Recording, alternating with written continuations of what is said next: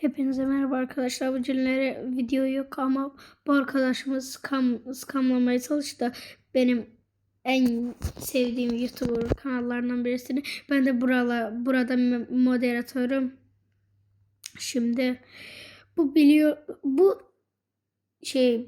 yok. Bu tam bir scammer.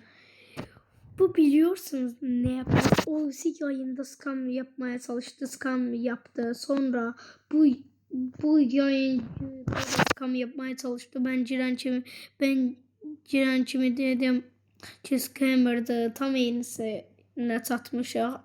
Ona göre zaten moderatör oldum. Ama bu Yasin Yete scammer değil. Bu da Yasin. Bu Ayaz X Player scammer'da.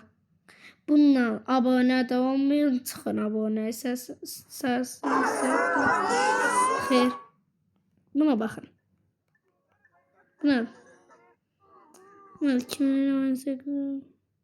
Zaten bu yalancıdır da. İnsanları skemlemeye çalışır. Zaten skemlemişti. Benim adım Ayaz. Lazımdı, teşekkürler. İlk sahibi please. Buna bak. Scammer hala konuşuyor. Bye. Bye bye.